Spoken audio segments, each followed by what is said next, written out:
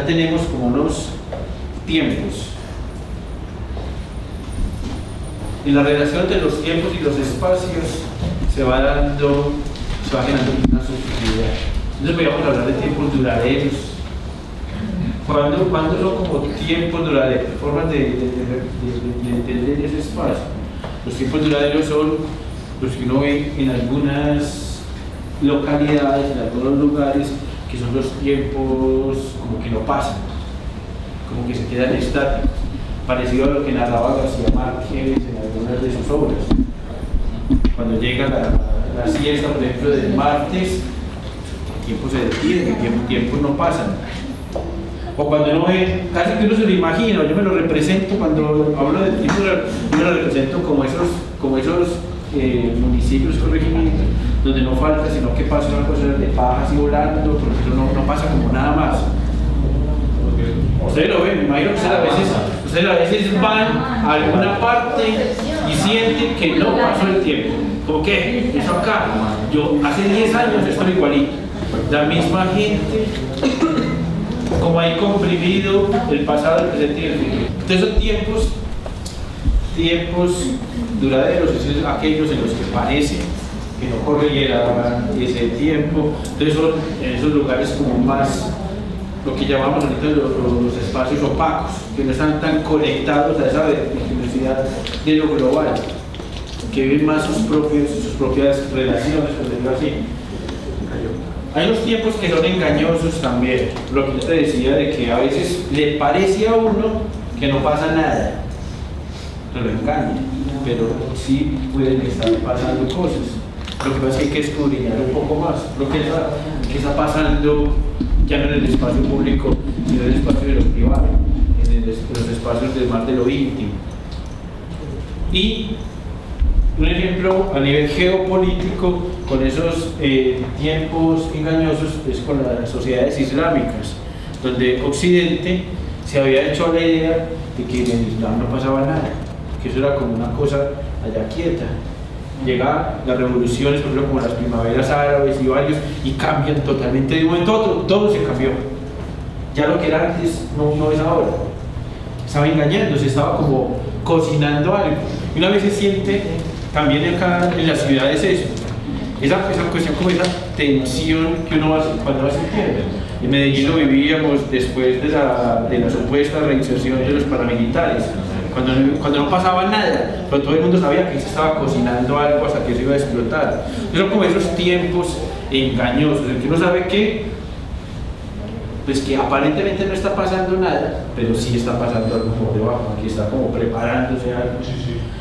Hay tiempos, bueno, así como ejemplos, los tiempos erráticos son aquellos tiempos como en los que parece que se fuera hacia el futuro, pero hay rupturas y hay quiebres que van y hacen que se sitúe en el pasado unas veces, en el presente otras veces, cuando hay como múltiples rupturas temporales. Ejemplo, tiempos cíclicos, que son tiempos muy míticos, muy de la astrología, que todo se repite, que todo vuelve por ciclos, pero que fue antes la moda, por ejemplo, que lo que fue en un momento vuelve después. Ahorita hablaban a veces,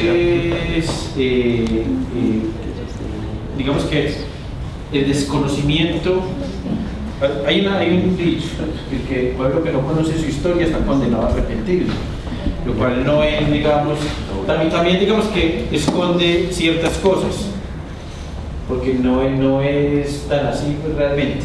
Pero lo que sí es importante es que el conocimiento de las configuraciones del espacio y del tiempo y los territorios en los que vivimos nos permite reconocer esos ciclos, si realmente son ciclos o son cosas nuevas. Por ejemplo, cuando hablábamos ahorita de Baucauca, Baucauca ha sido asociado históricamente con la minería, con el oro, ¿no es cierto? Pues de hecho, dos de los pueblos más antiguos de Antioquia son Cáceres y Zaragoza, con Caramanta precisamente. Con Caramanta son de los pueblos que fueron fundados por allá en 1600 y punto. Con Santa Fe de Antioquia, son unos poquitos pueblos, porque lo que consideramos es como la antioqueñidad, la suroeste y oriente y norte, fueron más recientes, casi en el año 1700, de los primeros que fueron fundados fueron esos. Y claro, desde esa época tienen esa connotación de lo de oro. Pero no conocer, por ejemplo, que Bajo Cauca, sobre todo lo que es Caucasia, fue el centro nacional de pesca más importante, donde se producía mayor volumen de pesca, de pescado, de bocachico, de bagre, a nivel nacional en los años 50. Y eso fue lo que movilizó. Caucasia es una población hoy de tantos habitantes, digamos que los otros hablan de más de 120.000 habitantes, no por el auge del oro en los años 70, sino premio por el auge de la pesca. El proyecto pesquero fue el que hizo que viniera toda la gente del San Jorge, toda la gente del Sinú, gente incluso de los Llanos, gente del Tolima, gente del Cauca, y se instalaron allá en Caucasia.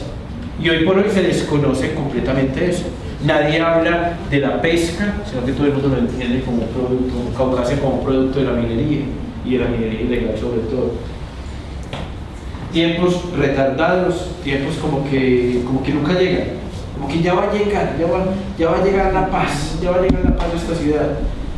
Nunca llega, como los asuntos de los que nunca acaban. La carretera del mar hacia Urabá.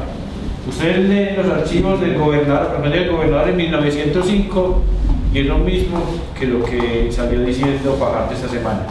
Es que ya no va a quedar aquí el mar, ya vamos a abrirnos al mundo por el mar. Llevamos un siglo en lo mismo, con el mismo cuento, la misma carretera. Tiempo como retardado, tiempos alternantes, tiempos anticipados, explosivos, bueno, hay como múltiples tiempos explosivos. Es también cuando se está como generando el cambio, la revolución ahí. Lo que estoy tratando de decir con todo esto de los tiempos es que la comprensión de las subjetividades del territorio pasan también por las temporalidades, por los diferentes tiempos que tenemos, que no son homogéneos. Y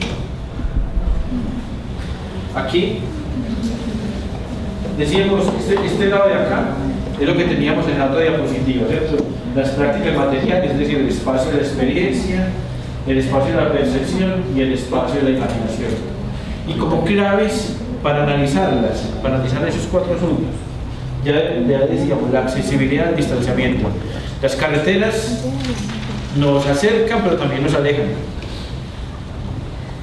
Por ejemplo, Cáceres, en el Bajo Cauca, que fue en la época de la colonia, les dije, es un municipio fundado hace muchísimos años, en los 1600 y punta, y se fue quedando como lejos de todo. Y la gente pensaba ya, desde uno de los archivos desde el siglo XIX y del siglo XX, que porque la gente pasaba al otro lado del río Cauca. O sea, que estaban aislados porque estaban en la ribera contraria. Entonces, que lo que necesitaban es un puente. Y uno ve todos los años 40, 50, 60, las ganas de construir un puente por el cual se pudieran pasar camiones y buses, porque ellos estaban aislados del desarrollo. Finalmente, en los años, no sé, 60, 70, les construyeron el puente que los unía con la troncal, el puente sobre el río que los une con la troncal. Eso fue la mayor fiesta allá, porque ya se estaban unidos al desarrollo, estaban unidos. De hecho, el puente que tenían antes, que era un puente colgante, llegaron y lo tiraron al río, porque eso ya no servía. Eso lo hicieron toda la fiesta. Y empezaron a pasar otra vez los años y quedaron igualitos que antes. Nunca llegó el desarrollo, el puente nunca llegó el desarrollo. Entonces hay, digamos que como esas percepciones de que la accesibilidad acerca, no necesariamente la accesibilidad acerca. La accesibilidad puede también distanciar, depende precisamente de la subjetividad de la realidad de los actores.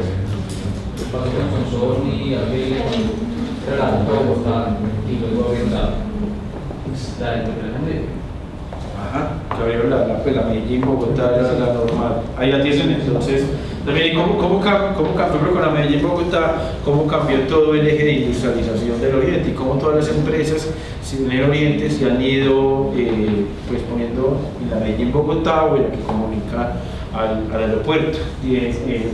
Digamos que desplazándolo de otros lugares. Eso tiene que ver entonces con lo segundo, que hablamos de la apropiación y uso del espacio. La tercera, la de dominación y control, que tiene mucho más que ver con el ejercicio del poder, ¿cierto? Para las mineras, para las empresas, para el gobierno, para el Estado más bien, para los actores bélicos, actores militares legales y ilegales, el territorio es un espacio de control que hay que controlar. Entonces así los actores armados también tienen sus lógicas del territorio. Para la gobernación de Antioquia es muy claro la apuesta que tiene instrumento Urabá. Urabá es una puerta de entrada y de salida de muchas cosas. Entonces, por otra lógica, de dominación y control, y para la producción del espacio. Quiero terminar